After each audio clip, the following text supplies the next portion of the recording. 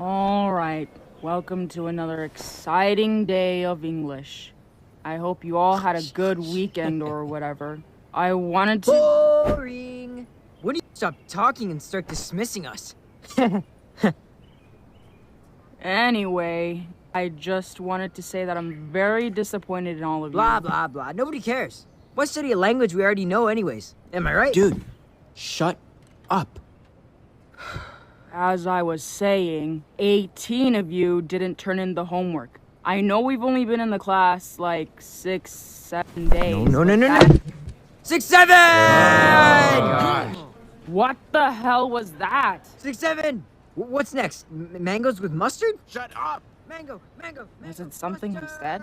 41. Wait, you play football, Guys, right? imagine 41 Can you do me a favor?